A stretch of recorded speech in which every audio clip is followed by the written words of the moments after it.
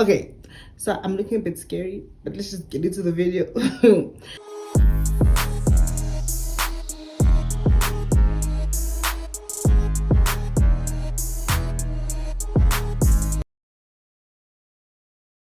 Hi guys, welcome back to my YouTube channel. If you're new here, hi baby. If you're an oldie, what's up baby? My name is Tando Yengwa. It's Yengwa, and I hope you guys are good. I'm amazing, and I'm so excited because this is the first episode of many Terror Thursdays episodes. So excited. Angas going to see how these are my episode. Normally we're gonna call them other things, Angas, but I am so excited. Anyways, I'm gonna do my eyebrows off camera because I feel like it take the longest time, and then we can get into the video. Disclaimer, this video is gonna be a bit long. It's gonna be quite lengthy, but anyways, let's get into the video. So today's story is about Moses SITHOLE, aka the ABC killer. Moses SITHOLE was born in 1964 on the 17th of November. He is the fourth sibling of 5 siblings. He was born in Vosloorus to Sophie SITHOLE and Samson SITHOLE. So when Moses was 6 years old, his father passed away and his mom could not take care of them. So the mom could not take care of them financially, and she then decided to leave them at the nearest police station. Why guys? For some odd reason I can't speak. So anyways, his mom could not take care of them financially, and then she left them at the nearest police station. Cool. So, and she told them, like, she made it clear to them, very clear, that you're not going to tell the police that I'm your mother. So the children were then placed in an orphanage in Benoni, and then the boys were moved to KZN. So they moved around quite a lot. And Moses actually talks about how they were abused in these orphanages, and it wasn't really a good time in his life. And then after a few years, he ran away and he hitchhiked back to Joburg, and he lived with his brother Patrick. So after some time, Patrick left and he moved to Vienna, and he left Moses with the house. So according to my research, it said that Moses SITHOLE sold the house without permission, but with other sources it really doesn't go into details about that. But anyways, Moses found jobs in quite a few places around Joburg, like mines and farms and stuff like that.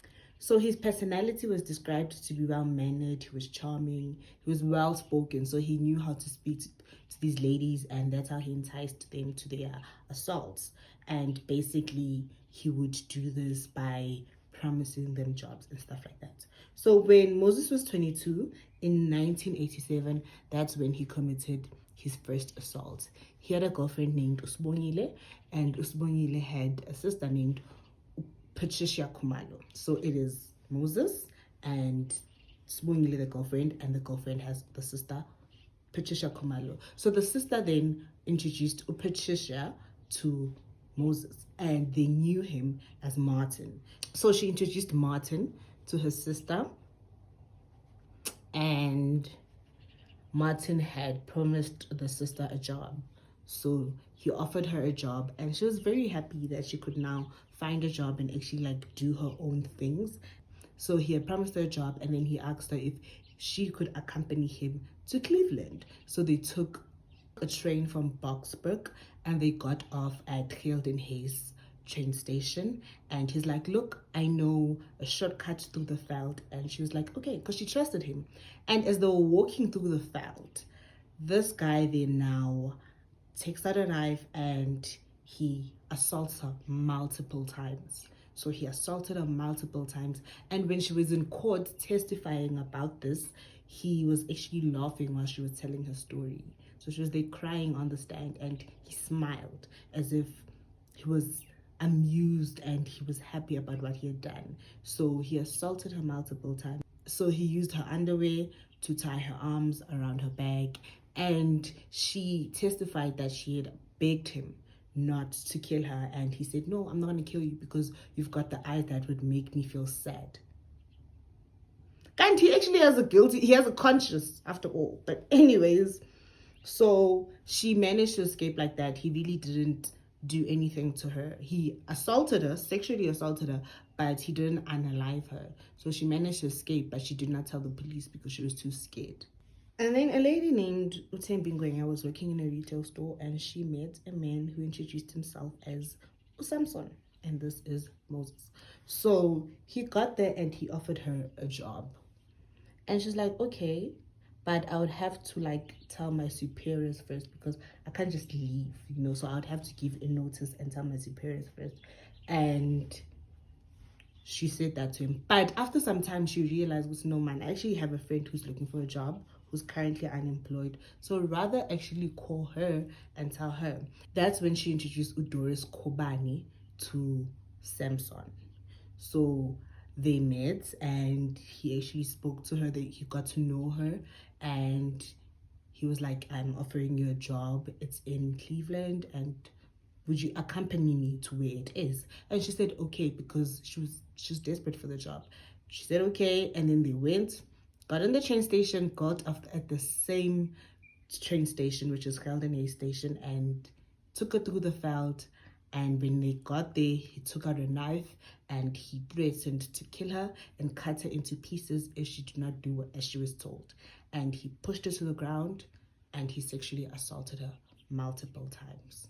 He then took her underwear and used it to tie her arms around her back, and he just sexually assaulted her and he left her there.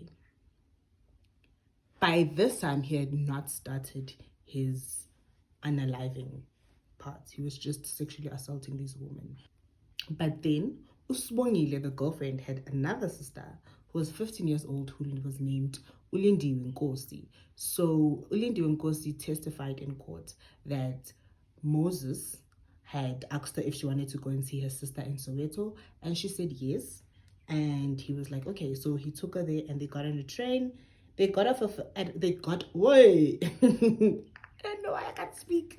But anyways, they got off at a veld, and that's where he asked her if she could have sexual intercourse with him, and she was like no. So he got angry at the fact that she didn't want to have sexual intercourse with him, and he took out a bottle of petrol and he threatened to kill her and burn her if she did not have sexual intercourse with him.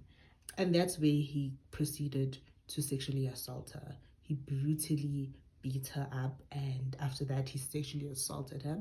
He used an item of her clothing to actually like strangle her to see how long it will take for her to pass out. And then when she gained consciousness, he actually told her, threatened her, that if you tell anybody about this, I'm gonna unalive you and your niece. So she was really scared, and they went home after that. I can just imagine how traumatic that must have been, to actually go through that and actually go home and act like nothing really happened. So not long after that, a lady named Ubuyiswa Doris Skwambisa had met a man who introduced himself as Lloyd Thomas in February 1989. So here he comes again, this guy, and he introduces himself to this lady and offers her a job, a computer job, and she said yes. So he would actually like talk to them. He was really like nice to them. He would talk to them, he would meet up with them, and like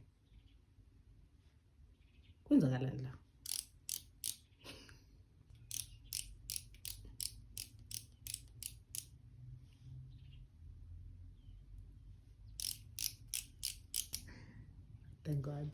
So he'd meet up with these ladies like in crowded areas, so you wouldn't really suspect anything about it. So he had offered her a computer job, and she said okay.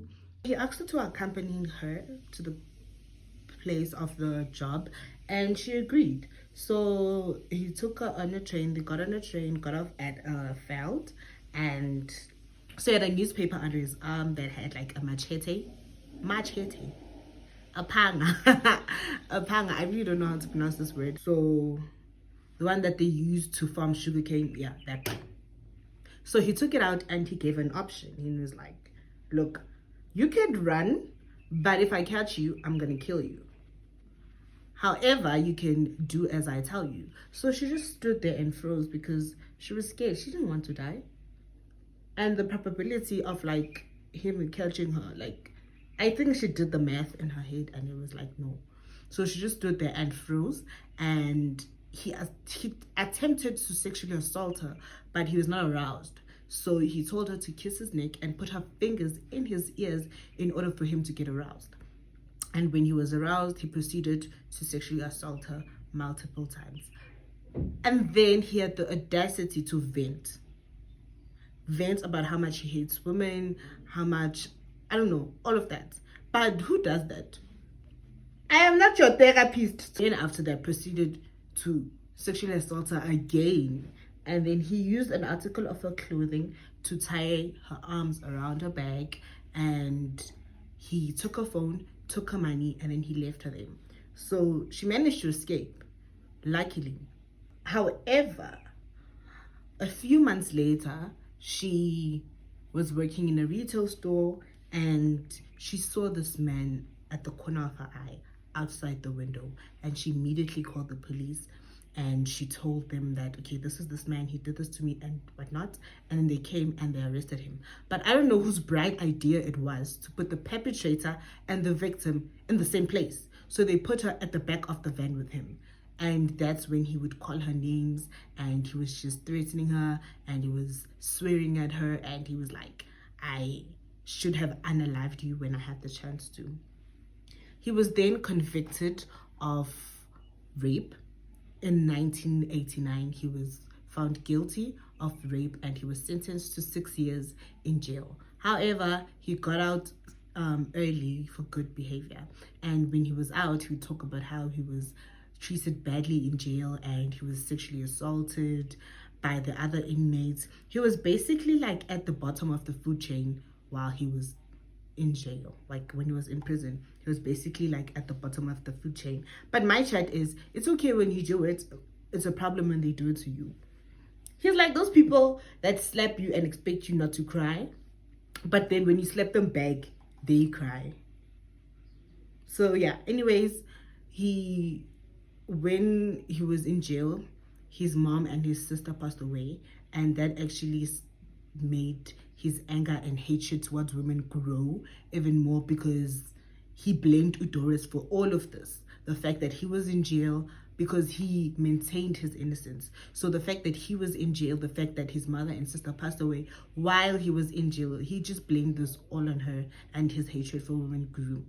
Something kind of positive actually happened, because while he was in jail, he met Martha Ndlovu, who then later on became his wife and the mother of his child. So in 1993, Martha Ndlovu was there to visit her brother and she met him. And they would write love letters to each other. When he got out, they got together, and the family was really not happy about it, because no family wants to see their daughter in a relationship with a convicted rapist. But she just said that she really loved him, and they really couldn't do anything about it at that point. So after a while, Moses and Martha got married, and Moses worked for Martha's father, so his father-in-law's company, alongside his brother-in-law. But after some time, he was just like, this is really not for me and I'm gonna quit. However, I'm gonna go and look for a job. So he would walk out of the house every day wearing a suit, having newspaper under his arm, going to look for a job. And in reality, he wasn't going to look for a job, he was going to look for his next victim. You understand? So this man would just walk out of the house pretending to go and look for a job. In real essence, he was actually going to look for his next victim. This guy was just crazy. It was really just crazy. But anyways, that's so when he was on one of the days where he was looking for a job, that's when he met the 18-year-old Marina Munana in the streets of Pretoria, and he had offered her a job. So he would actually wine and dine these ladies. So he got the chance to actually try and know her so that she would be comfortable with him, and he would gain her trust. And he asked her to accompany him to where the job was, took her to a field, and that's when he committed the first of his many murders. So in 1994, on the 16th of July, Marina Munana's body was found, and when it was found, like when the police found it and they were searching the area, they'd actually found that they'd found a message scratched onto her thigh, and it read, "I am not fighting with you. You'll stay here until you understand that." It was pretty much of a tragedy. It was very tragic. So the news of the ABC killer broke out in the community, especially in their community, and he was named the ABC killer because he started in Ashfordville, continued to Boksburg, and he ended in Cleveland, hence the ABC killer. You understand? So these were the places where he basically operated in. So his mode of operation was seeing this woman, offering them a job, telling them that they could start immediately, and he would meet up with these ladies in broad daylight, in open spaces, public spaces where there were a lot of people. He would entice them so that they would like trust him. So he would want to gain their trust so they would be comfortable enough to go with him to these places. And he would take them there, get to the field, take out a knife, and he would threaten to kill them, sexually assault them multiple times. He would use their underwear or an article of their clothing to strangle them or choke them, tie it around their neck, just to see how long it would take for them to pass out. And when they would gain consciousness, he would do that over and over again. He would tie the article of clothing to a tree and onto their neck. So he just found pleasure in doing all this. And he would also call the victims' family members, and he would just say these vile things to them about how he was walking, they were walking on top of the family member, like the victim. He would just say mean things to the family members. So as the news of the ABC killer was spreading in his community, he pretended to be a concerned parent, concerned citizen, and he would just want to do this he did this in order to like gain information about what was going on, gain more information of the case. So he called anonymously, he called the police anonymously, and he said he suspected the killer, and this was actually his brother-in-law. And the brother-in-law was taken in for questioning, but he was later released because obviously he was not the ABC killer. And immediately as he got home, Moses just bombarded him with all these questions, just trying to get to know how far the police were in terms of like the investigation, what they knew about him, what they didn't know. He was just sussing out the information. He just wanted to know more, you know? And the brother told him and stuff like that. So by July 1995, 18 women had been found. However, police really didn't have any more information that could further like the investigation. They got to a point where they were stuck. They didn't have much to go with. Therefore, it was pretty much hard for them to carry on with this investigation. It was still ongoing, but they really didn't have much information. So that's when he decided to change his MO, and he created a non-profit organization called Youth Against Human Abuse, where it was basically meant to reconnect orphans, kids to their parents and families. And this guy, man. This guy, like, the more I just carry on getting more information about this, the more I was just like shocked, like the things he was doing. Finally stressed. Like the more I read about it, the more stressed I became. So in August 1995, he contacted a photographer, and he had told the photographer that he has 2 kids that are in need of a home. And the photographer was like, okay, babe, no problem. I will look for an orphanage and I'll get back to you. The photographer did find an orphanage, and he did get back to him, you know, and they went to the home.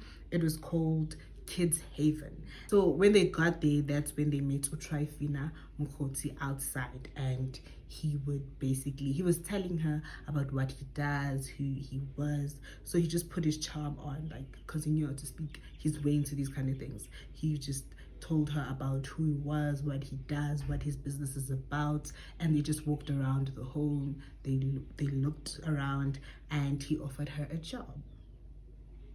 He then came back a few days later and gave her like papers to fill out, and very happy. She was really just genuinely happy. I think by then she was like the only breadwinner in her house, so she was so happy because he promised her a job that actually pays well, and she was impressed by the things he had told her.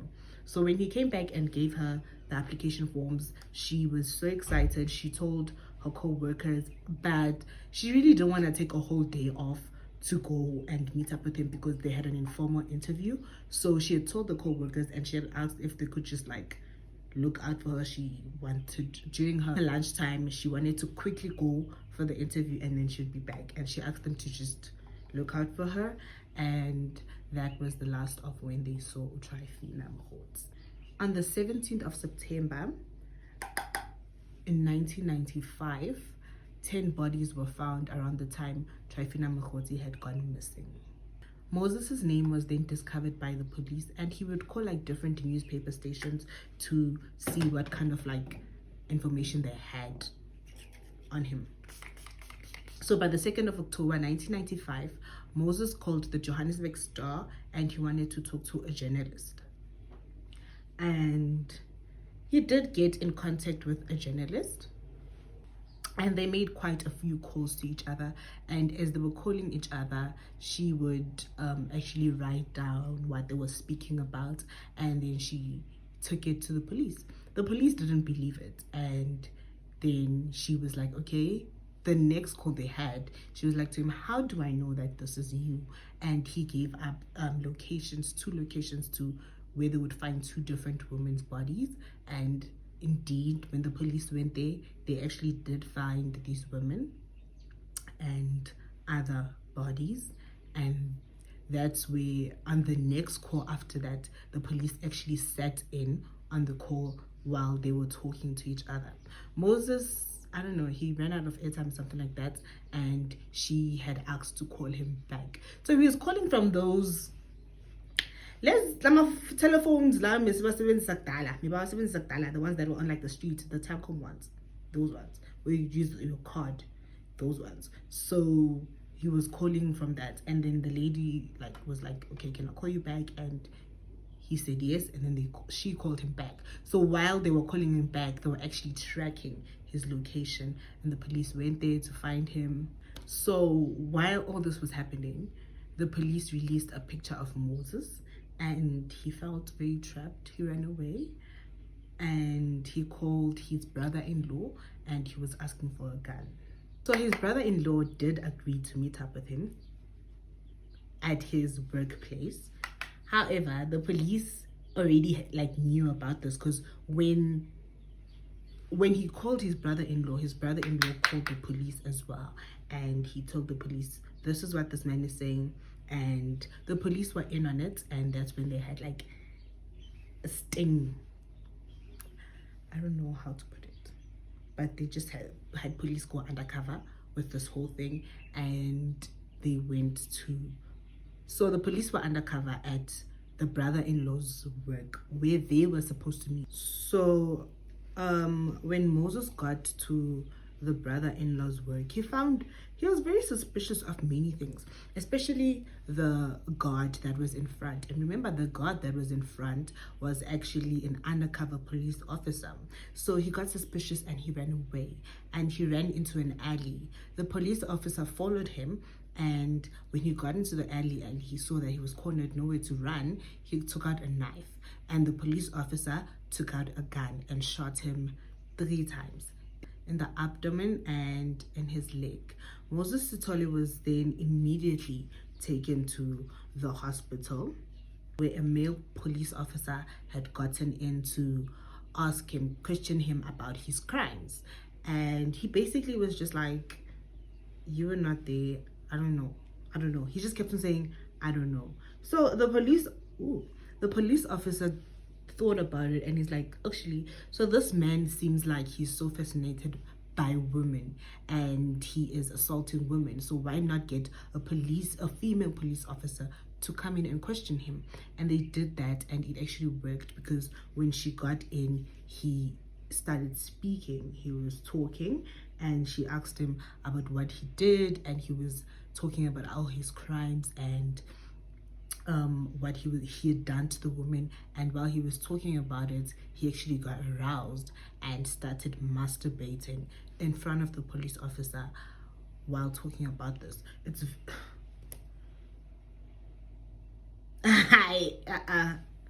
no ways. He was so like, he found pleasure in actually hurting women to a point where he was aroused by it. How sick is this guy? So anyways, when he was well enough to actually go to prison, they took him to prison, and that's when he was in his cell with David Schumann.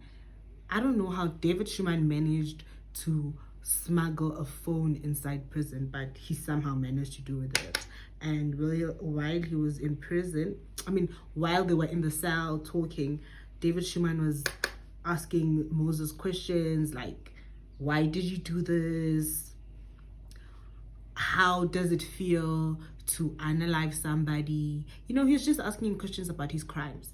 And Moses was bragging, like just like how he was bragging in the hospital when he was talking to the female officer. He was also just like talking about this, and he said he chose his victims based on their resemblance to Doris Kwambisa, who is the lady that had gotten him arrested for the rape.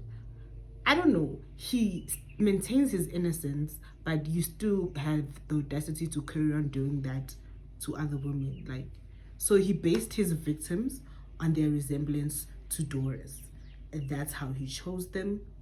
And that video was actually used in court, although it was obtained illegally. They used it in court as evidence. On the 21st of October in 1995, Moses was charged with 40 counts of rape and 38 counts of murder. So they had found DNA that had linked him to the crimes that he did. And man, this guy just tried to intimidate the victims by looking down on them, by smiling, by doing all these crazy things. But they did not back down. It was just that point, Yoguti, no, mister, like, your time is up. Time is up, papa. Time is up.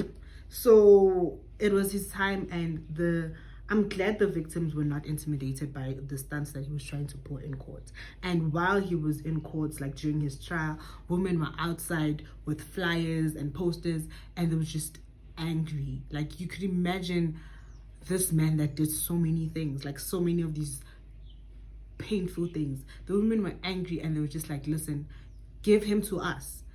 Give him to us, let us deal with him, And the women were really furious, and I totally get where they're coming from. So on the 5th of December in 1997, Moses SITHOLE was sentenced to 2,410 years in prison. And I think that serves him right. So it's 2,410 years in prison for the 40 counts of murder and 38 counts of rape. So he's currently 59 years old at the moment, and he's still serving his sentence in prison. And reading about the story, and just like, I just went into a whole wormhole, because so when I read about the story, what actually made me decide to choose the story is the fact that it just blew my mind. Like, I think I had kind of heard about it way before, but I didn't really know the details of it. So I guess that's what actually made me want to choose this specific story, because I was just like blown out of my mind. For me, it was just scary, but also I just wanted to learn more and like know more about the story. So yeah, I'm very excited, and I hope you guys enjoyed this, and I hope like me doing my makeup really didn't disturb much of me telling the story. And I guess I'm also just trying to get you used to it and used to talking while doing my makeup and just like remembering all the details very well.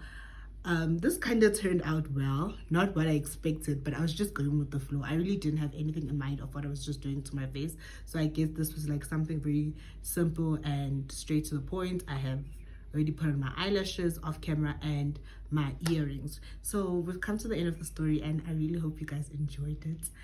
I did enjoy it, especially learning more about it. Please do like, comment, share, and subscribe, and let me know which other stories you'd like me to talk about. And I'm definitely open to constructive criticism in terms of whether you really enjoyed me doing my makeup while talking about it, or you would like me to change a few things. I'm really open to suggestions and constructive criticism. But anyways, I hope you guys enjoyed. See you on the next one. Bye.